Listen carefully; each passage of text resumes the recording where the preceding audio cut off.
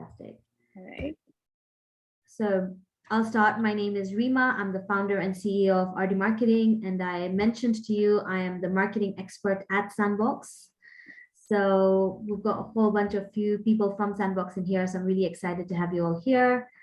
And what we do at Ardy Marketing is we help with your marketing needs as an organization. We understand what your needs are. We then help you strategize and then help you, get to your target audience. And so buyer persona is a big aspect of target audience on who's your target market. So we're really excited with Eunice today to bring you this. Eunice? Yes, hi everybody, welcome. My name is Eunice Nyandat, the founder of My Biz Marketer, also the founder of MBM Africa. For My Biz Marketer, we are a go-to-market strategist for startups, and MBM Africa, we are an accelerator for African founders around the world. Now, welcome to this webinar of buyer persona. It is a subject matter that we need to drill down and drill proper is this one. And you're probably wondering why, but we're going to get into those details now. So let's take it away. Great. Yeah. So 1 second. Yeah, here we go. So buyer persona. Let's start with a little bit of an intro into what a buyer persona is. Yeah. Buyer persona really is your fictional character, if you will. You give that fictional character a name, but it's a representation of your ideal customer. And that's what you need to think about. So for example, go into your database of people that are already your customers and start thinking about what kind of profile do they tick boxes off? Do they have very similar interests, for example? Are they in particular areas, for example? It just helps you then narrow it down to what kind of people are you talking to? I think one of the things in marketing that people don't realize is that your audience cannot be everybody. Right. And that's the reasons why we have a particular kind of segment. So we talk about segmentation, we talk about who's your target, who's your customers, who's your audience. And so this kind of helps you to visualize who that audience is. Right. So your buyer personas are derived from, as we must say, your database and your research. So if, for example, as startups in the startup world, when you bring a product to market, you've researched on who's going to be buying those products. You've talked to them. So you've gotten to meet them. Hopefully you've talked to them and you've gotten to meet them. Not every one of them, but a sample of that audience. So you get to know what their likes are, what their preferences are, what kind of education they have. So there's a demographic information and there's all the other lifestyle related information that then builds this persona, will start to build a persona for you. I'll give you an example. My first company was a lifestyle company, and that provided services to busy moms. But busy moms didn't want to be helped. They had their own support structure that we would not fit into. And we struggled to figure out why would they not want our services, because we're helping them manage their lives, run errands and all that good stuff. We quickly realized by looking at our analytics is that the people that actually needed our support were men. There were men in the tech world, men who are running businesses and not just one, multiple businesses. And they wound up being single as well. And with that, one of the lifestyle interesting thing was that there were movie buffs, and one of the movies they had in common was Star Trek. So if we did an ad with a Star Trek theme, it resonated with them. So you see why the buyer persona has to be built in a way that it resonates to all your customers, so that message doesn't miss anyone, that it's messaging the entire customer. So collecting your data to get the ideal customer is super important. So look at that data information. Yeah. And of course, the best way to collect this data and information is by asking. So of course, ask, go around, this is what we tell our startups as well, is boots on the ground is very, very important. For like the any of the organization that you're at, right? Asking your customers about who you are, where you are you actually living in, for example, the KPF, are you living in Kilimani, or are you working there right now, or so on. And that really does help to actually see what are their interests. And I know, like, one of the things the KPF does is, there's open markets, right? So is that something that a general people actually really like or not? And if that is, then that's the best way of actually attracting more of the same people coming through to you, right? So So socializing a buyer persona. So what we talked about right now is conducting the research, right? Asking the questions, doing interviews. Sometimes it can be a survey question, or it could just be like one-on-one. You're actually speaking in front of somebody, and then you're asking and you're putting things down. So you really figured the customer out and you're asking them questions. I mean, the CX community, again, will really resonate with this, because the best way to know how to serve a customer is by asking them, what is their preferences? What can we do better? And so that kind of feedback is really, really important. So you now start figuring out who your customer is. And then now you start also knowing how to communicate to them, right? So one of the things in part of the buyer persona that we find when we're understanding the target market, especially for marketing, is that we also understand what channels do they like. So how do you communicate to them?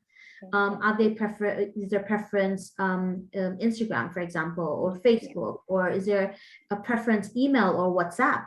Because that also can be a very targeted way of actually communicating to your customer that, listen, if you're sending me new information, I would prefer if you send me an email. But if you're sending me, normal information about events and stuff, I would definitely prefer if you send it on WhatsApp, So again, now you start understanding what is the best way to reach out to them on certain different things. So you start understanding what your target market really likes, right? Once you started to understand, sorry, carry on, Eunice. I was going to say, and in that way, if everybody understands what platform or what channels to reach the customer is, the CX, customer service, sales, the executive team, whoever is involved in communicating to that customer, if you help them understand who that person is, they now will agree or will be comfortable with whatever channel that you choose to communicate with them. And it's not you choosing, it's because that audience is there. Because sometimes you have people pushing back, oh, but I don't like LinkedIn, or I don't like WhatsApp, or I don't like this. But you're socializing this to them and saying, but your customers are there, right? Your customers are there. You're going to go where your customers are. Go, carry on, Nina. Yeah, and just to add to that as well, Eunice, that what we do in a marketing aspect is, when we start creating these buyer personas, then now the rest of the organization also understands how and where to find those customers. So of course your sales team will be very happy because they know now, okay, so if this is the person, then this is where I'm going to find them, and this is how I'm going to communicate to them, because we're also understanding what channels and how and what kind of messaging would actually do to them as well. Okay, so we've given you a bit of an overview on what the persona is. We want to get into like deep diving, because we only have an hour. We're going to go through this, and then I'm going to ask Penina at some point to, if you already haven't gotten it, we did send out something on email with a Google Drive link, but I want all of us to actually do something like this for ourselves right now. So the best way, of course, to learn is to try it out and do it practically. So we're going to take you through building a buyer persona, and then now the practical aspect will come into it, and then we can take some questions, and then we'll conclude. So that's how we're going to do today. So building a persona, we start with your background, so your basic details to build the persona, right? Information perhaps about what kind of company that you work for. Is it big or small? So if you're doing B2B business, you want to think about, for example, is it the owner of the company that you're looking at? So then you say business owner. a particular area. So like, for example, his education was that he has definitely done an MBA or definitely done a degree, you know. So that kind of people that you're looking for. And you can create several different personas. It doesn't have to be just one kind of persona. Yeah. But this one persona, you're really deep diving into that person. So then now, of course, the demographic, is it a he or a she? So if you're looking at a lot of your customers being women, then maybe that's the demographic that you're looking at, right? And the age range could be, I'm looking at a B2B, but I'm actually looking at a graduate who is between the age of 28 and 35, for example. So that's an age range that you're looking at. What's your household income? So are you a single person? Are you married? So if you're a single person, then, you know, this is the kind of income that we're looking at, that even from their business, they're actually getting. If there's a spouse income, and if it's really relevant for you to do a household income as both of you, then that's something that you can add into this as well. Where are the places that they're living? Are they urban? Are they peri-urban? Or are they in the rural areas? You know, so different spaces that they're going to be at as well. You want to talk about it. You could even say, for example, like KPF again, it's Kilimani area and its surroundings. So then now that's what you're looking at. So you don't look at the larger Nairobi, for example, right? So and then some of the buzzwords that, or mannerisms that they, so like, it's how do you identify them? So maybe some things that they always say that, you know, money is life, right? So you have people who are saying that, you know, building the nation a day at a time. You know, these are some of the buzzwords or things that those people say or are recognized by. Or my family means the world to me. So that's another, you know, identifier. So they're family people, but they're learning a little bit about, like, that's what they are about, right? So I think one thing I want to add in here before Eunice takes over is that create a name for your persona. But like, for example, this person I'm talking about is a female, and I want to call her Gloria. And you know, you can call her, we have 2 different names as well if you'd like, but have a name for that person. So you know that when you're talking even to your team members in the organization, you know that this is, like, for example, the target that we're doing right now for a particular product even, right? So if you can, everybody, pull up that document, and you could already have done this persona, and if you have done it, you're just trying to confirm you did the right things in this workshop right now. So pull up that the persona template and start to think about, and if you can jot somewhere what your persona person that is your target audience is.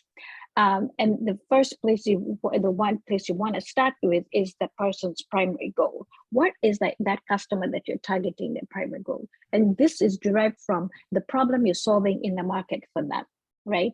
So if I am solving a market for African founders, one of the key challenges of African founders primarily is resources. So their primary goal is resources. So when I create my persona for an African founder, that would be my primary goal that I'm looking at. Then the persona's secondary goal is maybe building a life for themselves and their family.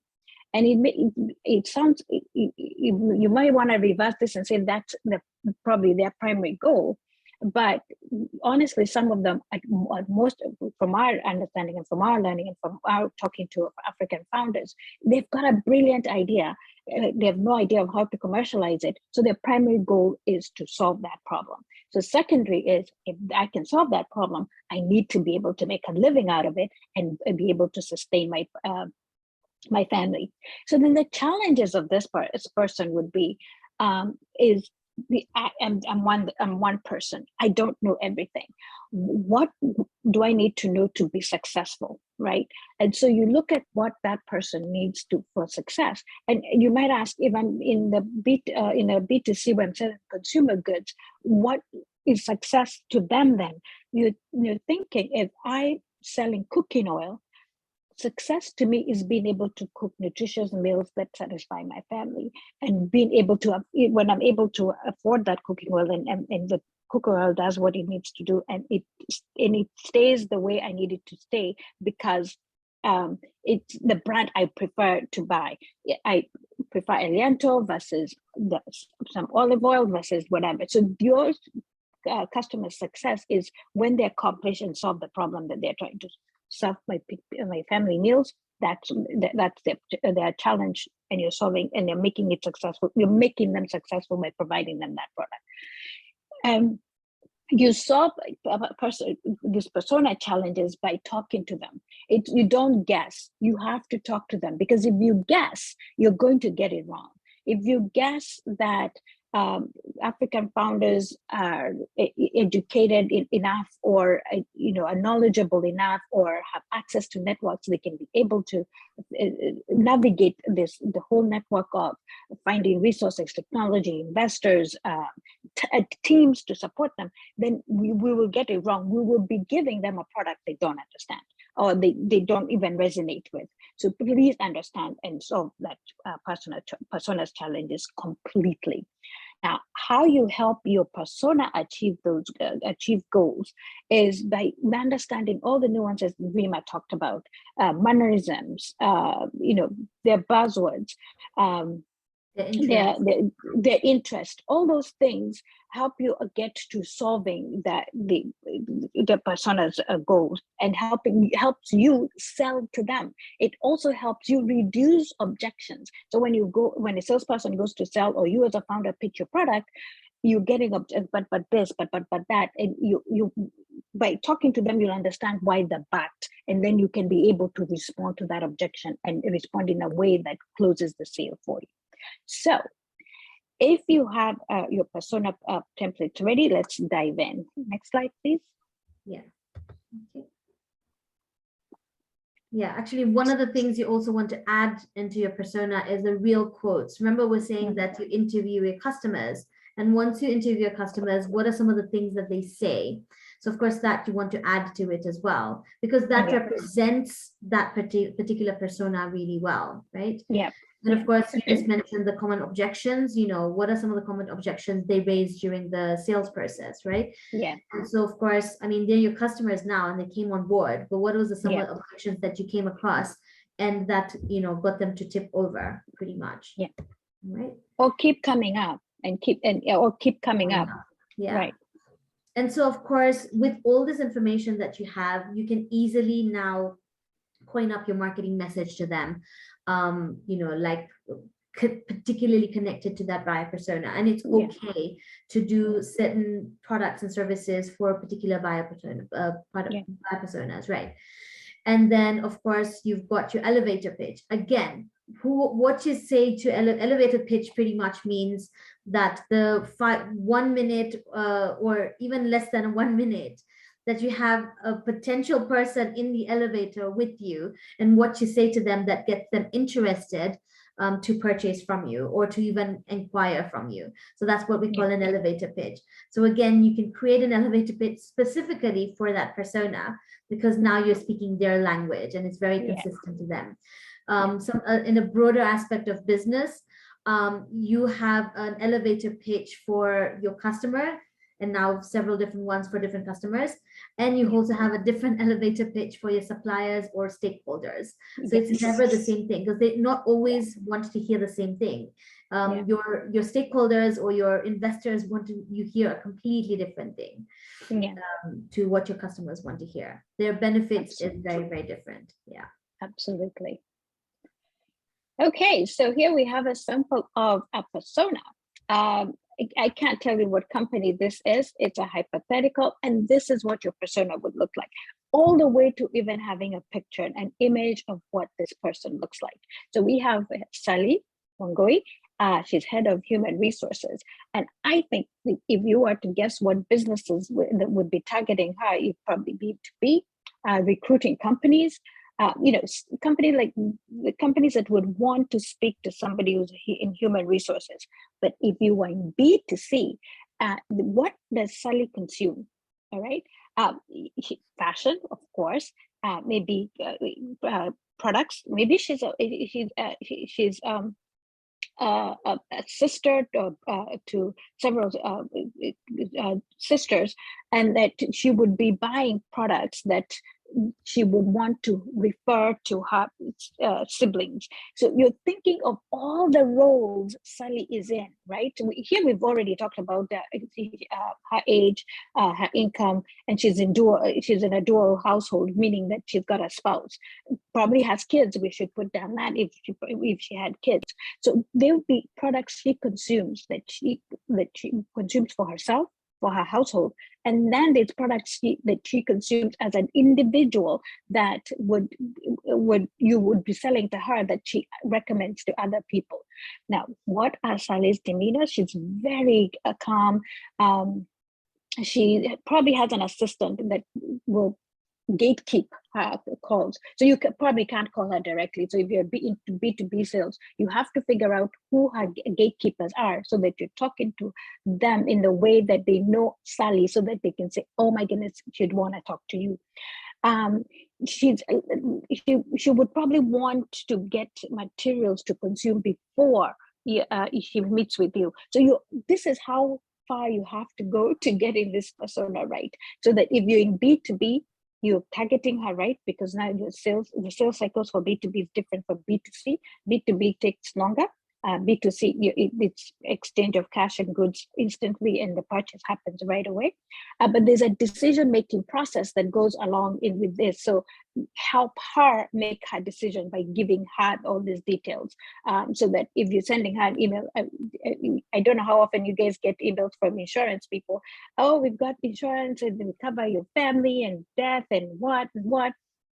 And some of them don't even ask, do you have another provider and are you happy with them? I wish they would ask me that, right? Because chances are some of us already do, and you're trying to push a product, and if I already have a product and a solution that I'm happy with, I'm not going to pay attention. But say if you'd asked, hey, Eunice, I probably have, because they know my persona, she's likely to want insurance, they'd ask the question, are you happy with the current provider? Are you getting all your needs met?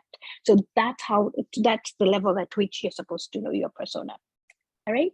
So if you're looking, I'd like to ask out in the chat, if you could put in, if you have a persona, and if you do, it could be one or two. You mentioned how many personas you do have and what level of detail. And you could say we've gone all the way, or we're halfway. We don't have all the details, so that we know where you're at with your personas. And if you're just starting out, you just say, I'm just starting out with my persona. Super. Great, that would be good. Yep. Next, go ahead, Luna. Right, thanks. So again, Sally here, we're talking about her goals. Yeah, what are her goals in part of the business and part of being an HR person? And here we found out that this she keeps employees happy and the turnover low. Like for her, those are her main KPIs for her business. And so, of course, that's probably the reasons why she's also got like a very calm demeanor, so that when people come there, she's able to speak to them properly, rather than, being really rude and not able to help them out at all. So it's important to, sometimes keeping people happy doesn't mean that they get everything, but they get spoken to with respect. And that's also a key part of happiness. So they also support, like she supports legal and finance teams, specifically, of course, because of the payroll works, or because of the fact that she does contracts all the time. So there's a lot of, support roles with those particular teams within the organization. What are her challenges? Again, here's again, what are some of the things that happen within the organization or within her docket that happen? So getting everything done with a small staff. So her main issue is that she doesn't have enough people at hand to manage. So a lot of times she has to do things on her own as well. And so she's really overwhelmed. So getting things done, and her challenges around about that, So we're starting to deep dive into what are her challenges and what does her life look like. Some of the things are that the organizations, maybe management says, hey, you know what, we've got changes we need to roll out. Let's do it. And of course, HR team is supposed to be part of that organizational rollout, because part of culture, she's instilling some culture aspects and things. And then, so imagine the small staff, and then she has like maybe a few branches or really big organization. So how do you now start rolling things out within the entire company? So maybe this is again a place or a loophole where, you know, help will be needed. So how can we help? So how do we help is make it easy to manage all the employee data in one place. So if you have a small staff, you either have a way of like getting more staff on board, or being the staff outside of like as a consultant to help them out, or really like being the person who brings in like this amazing system, you know, so an HR system. So that's now the employee system where all the data is in one place, and she's easily able to navigate between the finance team and the legal team to actually work some of these things out. So then she doesn't need a bigger team to actually do things, and they can efficiently do that. Yeah. Or we can integrate with the legal, so that exactly what I said, where a system where it actually integrates with everything as well, right? Absolutely.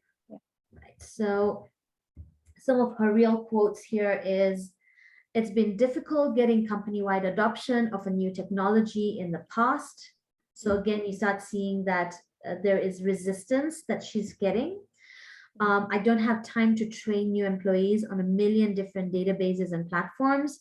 So she wants something maybe integrated. I've had to deal with so many painful integrations with other departments and databases and softwares. Again, the best way to ask to get a quotation from your buyer persona, remember, is interviews, and you ask them, what has been your challenge?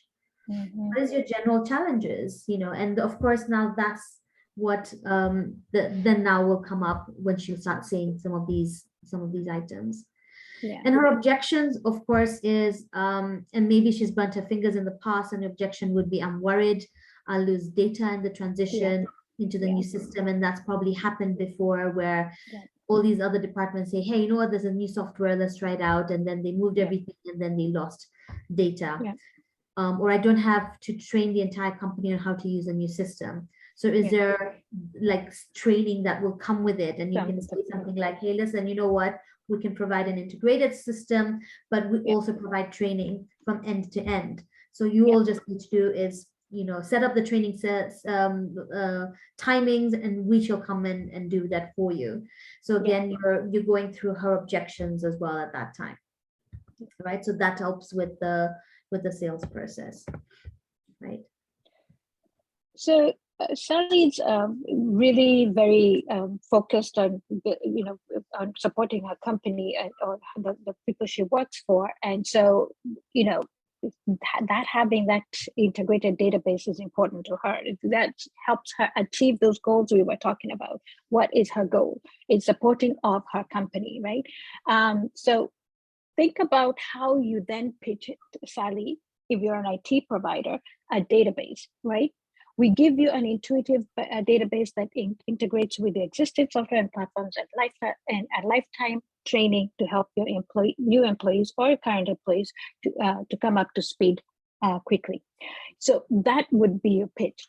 Notice it's less than a minute.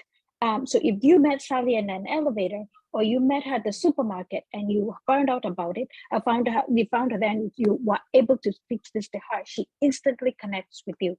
That's how the level at which you know your target audience. That's that level. So think about the ways your persona needs to hear this speech, what you're about, how you solve it, and how they can become successful in their lives with your product. Yeah, I think the caveat in here is, don't say something that you don't mean and you don't have. Yes. Right. Be very truthful about it. Yes. Because it's not just about telling them what they want to hear or what you know you figured out from your buyer persona, but it has to be something that you do provide. So Yes. if you do provide an integrated HR system, then you say you provide it, or you're going to give lifetime trainings, then that is something that you actually do, and it's not just something that you say, because at the end of the day, your reputation of your business and of your, it is at stake at this. So it's not just about creating a buyer persona and saying things that they want to hear if you're not going to provide that. So that's really important in this process as well, right? Yes, very, very important. Right. So, okay. So we're now into wanting to create the buyer personas. Penina has put on the chat, if in case you did not receive the email with the template. So we've created a template for you, and yeah, here we go. Thanks, Penina. So what you can do is click on that and download it, because if everyone's getting the same template, so just download it onto your computer or onto your phone so that you can be able to fill it in. So we want to do this with you right now. So it's going to be a little bit of a workshop. Yeah, and then after that, if you have any questions, please feel free to write in here. So Brenda says, with Eunice, your question earlier, she has created 3 personas and not so well defined, and she's currently working on it. So you're in the right place with us right now, Brenda. So that's great. Brenda, if you could type in the chat, what are the challenges you're facing in actualizing your persona? Okay. So what I'm going to do is I shall also open up the buyer persona on my end, so you know what the template kind of looks like as well, right? Yep, go for it. Okay, there we go. I've opened it up. Okay, so here's the buyer persona. This is what you'll have. Can I have maybe either a show of hands or people saying yes if you've already downloaded it and you're ready to go? Yeah. If I have at least 5 or 6 people, I mean more than that is even better. But if you've downloaded it and you're good to go, then we can start the process. Got it. Thanks, Timothy. Download it. Thanks, Timothy. Richard has raised his hands. Thank you. Good to go. Good go. Awesome. Awesome. Stella raising hand. Great. Millicent downloaded. Yes. Perfect. So. Okay. Okay, great. So I'm hoping, does anyone else need a bit of time? Just going to give 1 more minute. So my internet looks a little bit unstable. I'm hoping that everyone can still hear me clearly. We can hear you. Okay, great. Thanks. Okay, exciting. This is something that we need to do. Who wants to play? Who wants to build their persona with us? Ooh, that would be Raise nice. your hand and unmute, and we can try and help you build that persona. Don't be shy. It will help be the example for everybody else.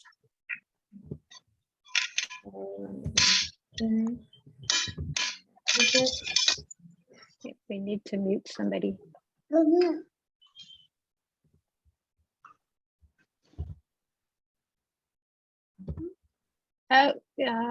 Rosemary, would you like to try?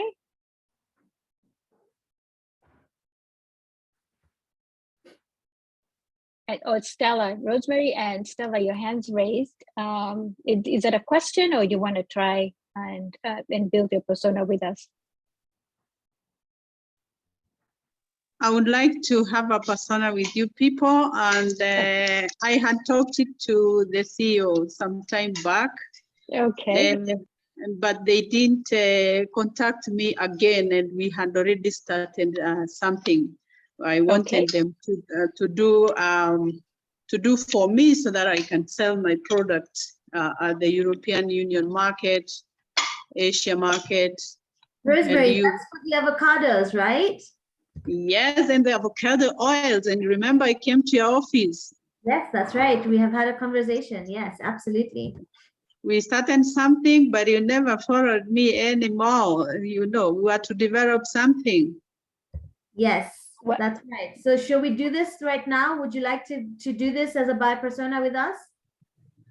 I wouldn't mind, but I wouldn't mind. I would be the first one. But you remember what we had talked, and Yes. we talked at length. Yes, we did. Yes, we did. So would you I like me will to give come? you a call. I'll give you a call after this and we can speak about that. Please do, and we can revisit what we had said and see how we can work together. I still need your marketing tools. Yeah. Sounds Okay. good. Thank you. You're very welcome. Okay, anybody else who'd like to do this? Don't be shy. It won't be perfect. And if you don't have all the details, it's okay. But it at least gets you started, and then everybody learns as we all learn together. Okay, so maybe Brenda. Brenda, would you mind?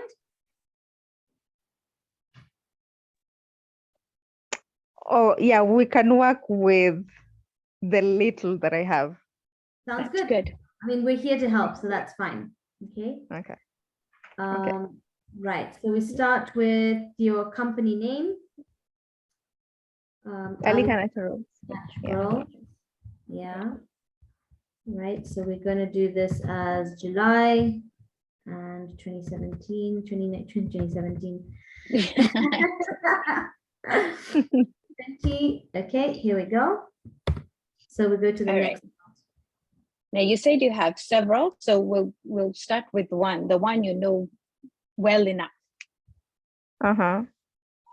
So And do you have a name for that persona? Not yet. All right, describe the person. Describe the customer. So this customer works in tours and travels. Mm-hmm. So he's always in Nairobi, out of Nairobi, in Kenya, out of Kenya. Mm-hmm. And yeah, and for him, grooming is something important to him. So he would like. Wait, Brenda, wait. Maybe let's just tell the audience what a liquor natural is and what products they sell so that they may understand where we're going with this. Go for it. Okay. Oh, sorry for that. So Alika Naturals is a natural and premium men's grooming brand. We manufacture grooming products for men. They range from beard oils, beard balms, beard washes, skincare, and hair care brands. Brilliant. Yeah. Yes. All right. So now we understand a bit of the background of grooming is important to him. He travels a lot. Any hobbies? And do you know what his education level is? Is it graduate or high school? Any of that? No, unfortunately, you no. don't know. You don't know that. So that is information you start to gather as you go, as you talk to your customers. Maybe through a survey, because sometimes asking them verbally might can bring a little bit of friction. So in surveys, you could submit a survey to all your customers and say, give a little bit of background, and you probably want, income. You probably want education, what part of the country they're in. So information that you don't have. Your surveys could start having those questions, and maybe you don't want all of them in one survey. You probably want to put a couple or two of them, and it may be a customer satisfaction survey, but include one of those questions so that then you're getting those details. And as they come in, you start to plug your database with the persona. So do you know what the age range is? Yes. Okay, and the age range is? It's 32 to 35 years. Okay, 32 to 35. Yeah. All right. Income level, would you know what the income, household income is? In a range, you don't have to do the exact amount. No, I wouldn't want to guess. Okay, good. All right, how about where they live? Are they in the city? Are they in the suburbs? Yes. City? Yes, city. Okay. So Nairobi, Mombasa. Yeah. Right. Nairobi. Yeah. Okay. Buzzwords and mannerisms. So when we are talking about mannerisms, what exactly are we referring to? So think about what the common denominator of your customers on behavioral and identity and cultural nuances that they might have, that you'd say, okay, this stands out as a key mannerism of my audience. They could be they like to be a certain way, look a certain way, talk in a certain way. There's something unique about them that stands out, that they behave differently or act differently, or not differently, but it's common with them, that is. Okay, so now for this particular persona, one And it's okay if you thing don't have any. Yeah, so one thing, and so it's just an example, and then you can let me know if it Okay. applies. So one Okay. thing I have noticed with this type of persona is when it comes to how they look, how they dress, they I don't know if I would say presentable, but they're in between official when it comes to dressing, that corporate official, and smart casual. So it's there between. So you'll never so when you for example, because most of them, I sometimes do deliveries for them, so when you meet them, how they're in between that. Okay. So okay, that's a good detail. That's a very good detail. All right. So as you get to meet more of them and you talk to more of them, you get to pick out details. And now you know that this is important. You start to listen out or look out for this thing, so that you start to see how many customers have I met that look like this, that are official and or whatever. So you start to see, when you collect that data, you'll see, say 90% of my customers have this mannerism. And is there buzzwords that they use common to them? And they could be in slang, they could be in English. Is there a buzzword they use in the way they talk about your products, or the way they talk about their lives? So again, on that, I'll give an example. Yeah. Sure, go for it. Yeah, so for the ones for this particular one, because for them I have done some deliveries, because they're quite different from the rest.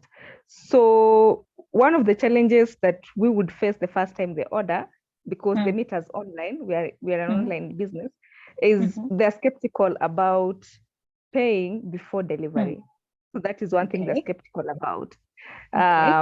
So now because now when you're delivering, we ask, what time would you like the products delivered, or would you like them delivered? So because most of them work in the CBD, they'll just give you a building name and tell you, come to this floor. When you get here, just ask the askari to point you to so-and-so's office. Yeah. So the first time, they're skeptical. So we find a way to work around it. Then after some time, because we happen to check back in either 2 weeks or a month to see how the experience is. So just finding out, they're like, oh, wow, I loved the oil and thank you for delivering on time. So we have skepticism in the beginning, but then as now time goes by, then when they start now reordering, they know, because now they know how the product, they just pay and tell you, please deliver on this day at this place, or please send it to me at this place. So I don't know if that is something. So those are the objections. So those are the things they're objecting to pay before it's delivered. And if it's a first time experience for them, it's very natural, because they don't know if you're going to deliver the product. So they probably want to experience the product first, experience the service first, before they become a steady customer. And what I'd ask you then in this is that after they've been a first-time customer and happy with the product, are they happy to pay upfront? To Yes. begin to examine that, so you always know that your first time buying customer, they have objections. But buzzwords would be, you know, a word that they use often. It's a word you're going to hear from them with those customers often. So you want to listen out for them, and when you're having conversation, listen out for those words. Which words do you hear often when you're delivering or talking to them? So listen out. So you may not have them right now, but now that you know, pay attention to what the conversations, and start to note what is a constant word they use a lot, because these words can be used to then market to them. So for example, in the buzzword, I like to look suave. Suave is a buzzword for them. I like to look sharp, and sharp is a buzzword for them. In your marketing messaging, you might include, hey, you know, when you buy our oils, your face gonna look good, your beard looks on point and sharp. So you're using those words that they use to resonate with them. Okay. You got it? Yes. All right. So now think about their personal goals or primary goals, and then the secondary goals. What do you think their primary goal is? Oh, wow. Now, when it comes to their grooming needs, right? Yes. Okay. So this persona, what they look for, because what they mostly buy is the beard oil. What they're looking for is just maintaining their beard. Okay. They want to maintain their beard, but then again, they don't want a product that will have side effects with them. Yes. And then they also want something they can travel with, because most of the time, they tell you, please deliver at 8 in the morning, because I have maybe a flight to catch in the afternoon. So so you are delivering to them as they're traveling. So yeah. Could that also be a secondary goal, is that they want something portable that they can travel with? And then the service is that you're able to deliver same day. So that could be a secondary. You know, the primary goal is that they always want a healthy beard. The secondary goal would probably be, and I'm just saying, you will learn as you start to build, and not because you know to listen for, to look out for these things, you'll begin to discern. So secondary goal is maybe same day delivery of the products, because they're very busy folks. And being able to, it's portable, they can carry it with them wherever they go. If I want to go into the gym with it, I can take it to the gym. It's something I can carry. It's not a huge big bottle that I have to pour into something because I'm going to the gym to exercise, and after I showered, I'd like to put something on my beard. So that you're listening out for all those things just to see. And then what would you say then is the primary challenge of your persona? Oh, wow. Challenge in terms of? So if I'm thinking, well, do they have a variety of options when they come to taking care of their beards? Is there products out there that, you know, they can comfortably buy that, or is it that beard care is not a priority, and so you're solving that need, and there are people who actually care about having their beard looking good, looking healthy? So what are their challenges? Are they able to purchase this the products that solve their beard needs? And that could be one way to look at it. Yeah, for this particular persona, so from the conversations that we have, most of them, it's usually when, for the first purchases, it's when they're starting out, they're beginning to get products for their beards. Okay. So they want to, so they have wanted to, but they sometimes didn't know where to go. Yeah. Yes, And because it could be as it simple as, Brenda, it could be as simple as, I want to look good when I go into professional situations, because you said they're professional. They want to always be on point. Their hair looks good, their beard looks good. So their challenge has been maintaining that good looking beard, right? yeah, And yeah, that exactly. could be the one driving indicator. And then think about the secondary would be what products, where can I find them? Are they natural? Are they expensive? Can I afford them? And will I be able to maintain this lifestyle if I pick up on it? If I buy certain products, will I be able to keep buying them to maintain my beard, or will I lose that professional look and good appearance if I can't afford these products? So those, and having you think, I want you to think about those things, and when you're talking to your customers, then be able to tease that out. Rima, you want to add? You're on mute. Yeah, sorry, for me, I'm also thinking like, what can I continuously get this product? And I remember speaking to Brenda about it, and one of their concern was that they find a product here, but they don't have a continuity. So then they keep that, like, oh my God, okay, I found this product, it's really nice, but then I don't know where else to find it. So there's no continuity to that one particular product that they really love. So maybe that's a challenge that they have, right? Okay. Yeah. And then now, of course, where you can help. How can you solve that problem? Where can you help? And so, for example, your main challenge here was, to get the beard product because they don't know where to find it. And so, of course, you need to find places where you can easily, get to them and tell them, listen, I am here always. I'm always going to help you, get that product. There are beard products out there. And then, or that you are doing natural products and what your customers are saying about them as well. Remember, a lot of this information can be pointed back to them for whatever challenges they have. So do you tick those boxes? Is it natural? There's no chemical on it. Yes, it is.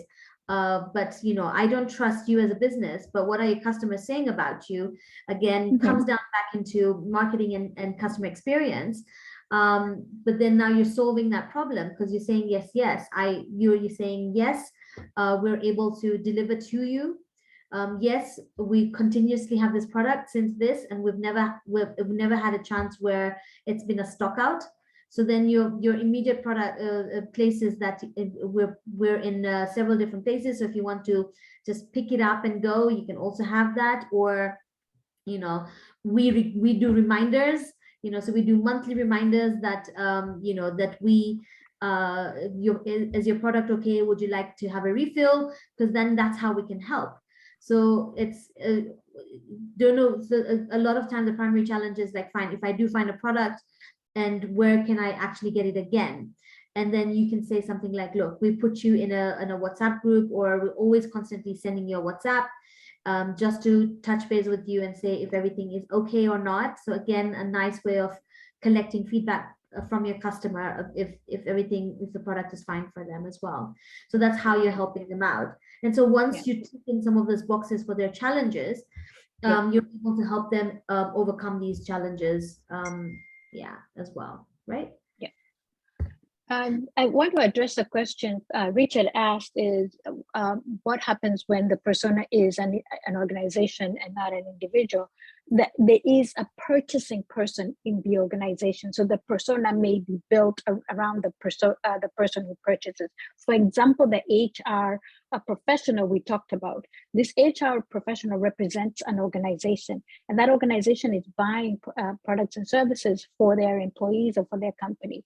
But the person doing the purchasing is the HR rep. So in that organization, you want to look and find, if you're selling IT services, you're probably talking to a CTO or even the CEO.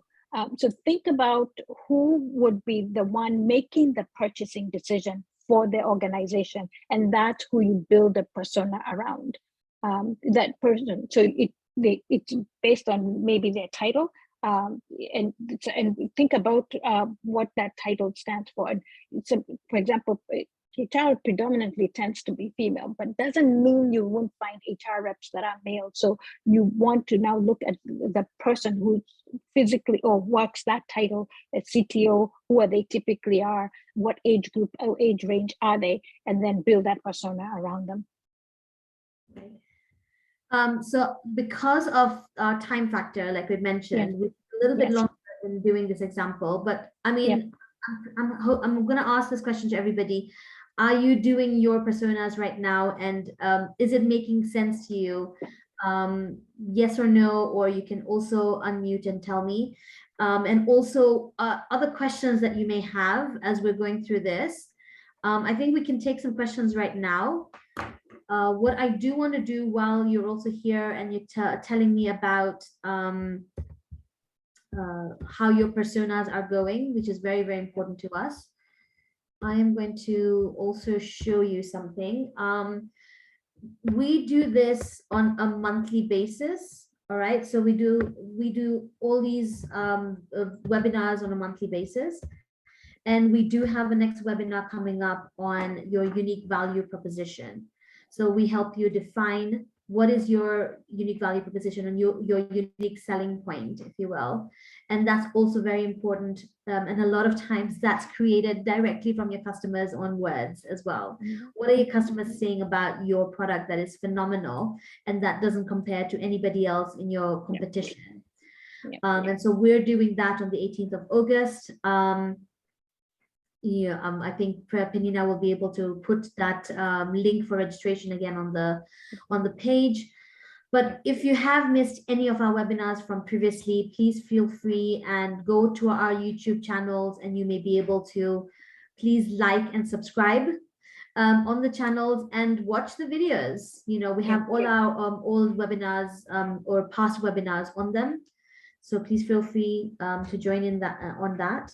And and of course, give us feedback. We'd love to hear from you. How is it going for you? How do you like the webinars? If you've been coming for the webinars all this time, please give us that feedback as well. We'd love to hear from you.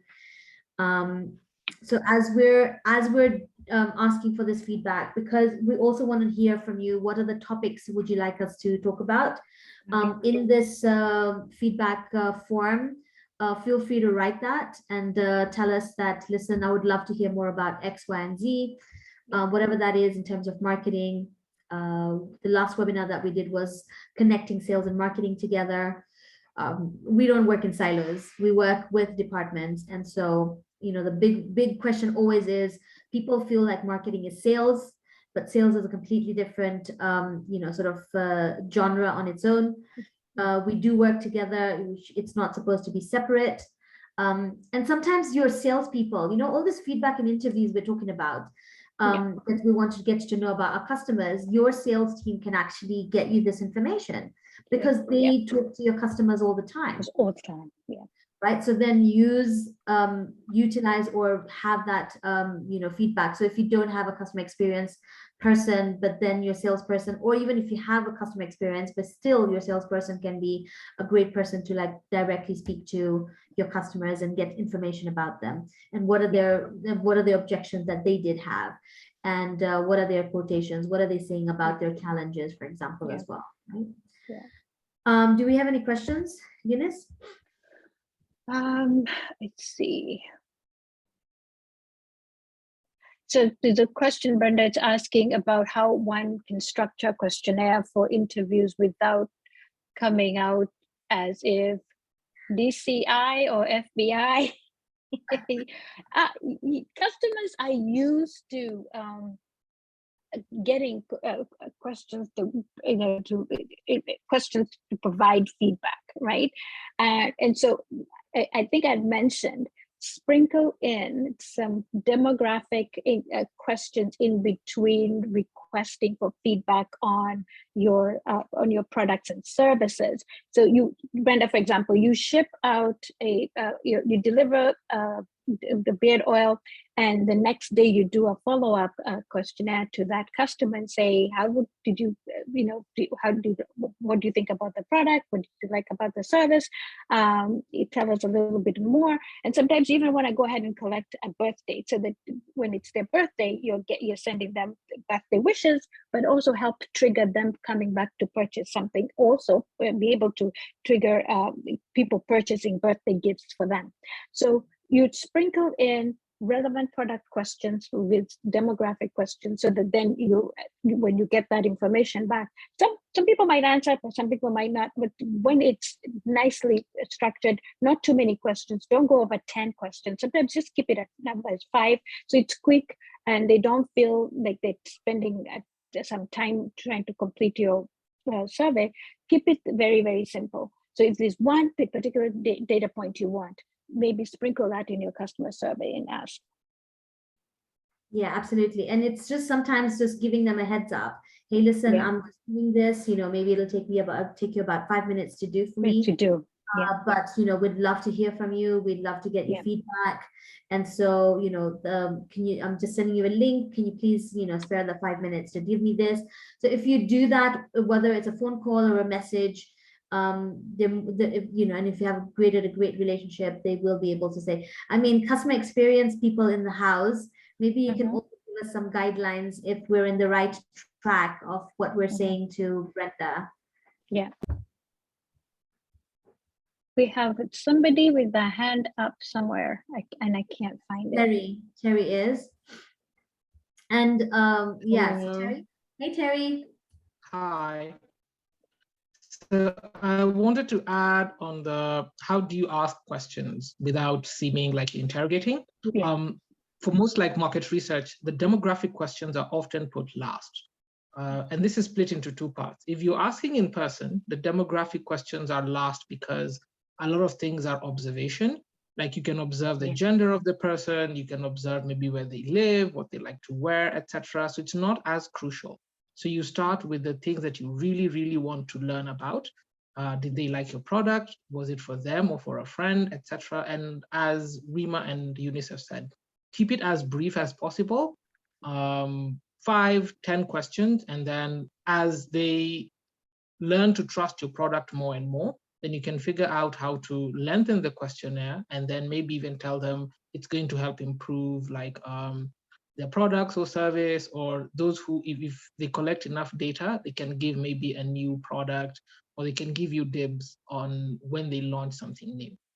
So there's no real perfect way because all the consumers react differently, but start by keeping it brief and polite, and then you can make it longer and longer. The longer a customer is, someone is a customer, the longer the questionnaire can be.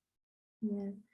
But also, we've mentioned earlier, feel free to just say that, hey, listen, can you give me 10 minutes of your time? I'd love to ask you a certain bunch of questions, and do the interview as a one-on-one instead of, a questionnaire that you've shot out as well, because that's a possibility. Thanks, Terry, for your addition on that. Thank you. We've got a question in here, Eunice. SK asks, is Resamble Slay Queen a buyer persona? And yes, she is, because already I've got visuals and cues about what the Slay Queen looks like, and so you have age, you probably have styling, mannerisms, you have a lot of data. If she's in Resamble, then you know the neighborhood she lives in, and so you have a ton of data. So if you're selling to a Resamble Slay Queen, then yes, get all the particulars that you need to know, what has aesthetics are in styling, or in where she works and what she does, or what her education level is. So yes, you can build that. You can build that persona.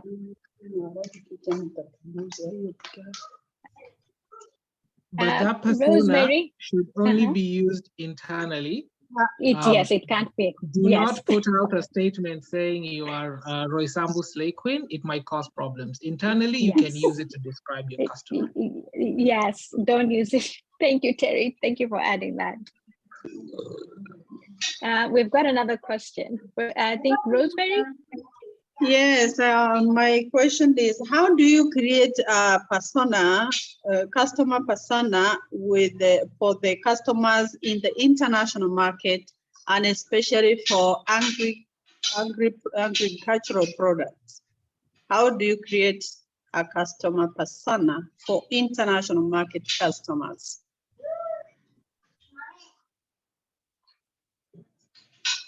So Rosemary, the way you do that is, like I said to Richard about the buyer making the decision to buy. So you're looking for who makes the decision to buy, and then you start to build a persona. So if, for example, the purchasing manager of the supermarkets, then that's the person you need to talk to and build a persona around that person. Okay. Or that identity, that role. So you'll be speaking to all the purchasing managers or the people who are called buyers, and they go buy stuff for supermarkets or departments or companies. So or even procurement. So you're looking for those people that make the decisions or are tasked with finding and sourcing products, and so that then the buyer, so then you can build a persona around them. Okay, thank you. You're welcome. Great. I'm just going to answer for SK, the question about which digital platforms can you use. I mean, as simple as a Google form also can be helpful. And then I know Terry has added Question Pro.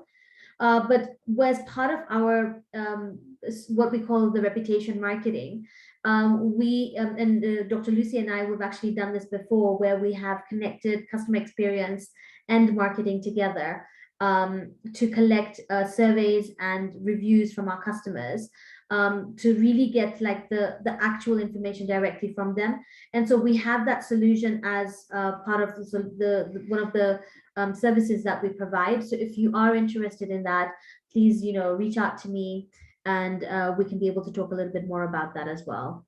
So for sure that would actually help, and make that as part of your a normal, natural business process of collecting feedback and reviews on a regular basis from your customers. And then of course that helps to, my email address is Ardy.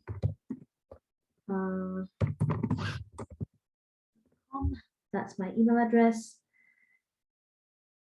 And great. So I know we've gone a little bit overboard, but I would first of all like to thank everybody who has come here today.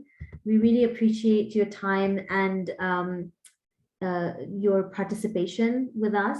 This is really, really great. We really appreciate it. We never take this for granted. We really do appreciate it. So we would love to definitely hear how you like our webinars, and if there is any improvements that you want us to do on our webinars, on our events, on our webinars, please let us know. We'd love to hear back from you. So one of these, like the one on the Ardy, is one like the feedback form that we do provide, which is connected directly into a CRM that is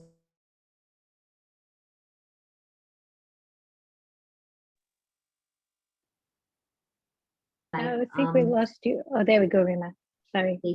Yeah, sorry. So maybe the internet here is not too good. But thank you so much. Really, really do appreciate your time and effort. And we'd love to hear from you. Yep. Thank you, everybody. Thank you for coming. Keep those questions coming. If you still have questions, just don't hesitate to email them to us, and we're happy to respond and assist you. If you want to share your buyer persona with us for review, please do. Just send it on to us. Provide our email addresses, and then we can respond back to you and help you, guide you to completing your buyer persona. Yeah, absolutely. We will. And then hopefully we'll see you also in our next webinar. Again, if you need any help in terms of marketing, feel free to reach out to us. This is where we are. This is why we're here. This is why MBM and Ardy Marketing are here to help you out. So yeah. And you can follow us on your favorite social media page. Is it LinkedIn? Is it Facebook? Is it Twitter? Is it Instagram? We're on all of them. We're also on TikTok.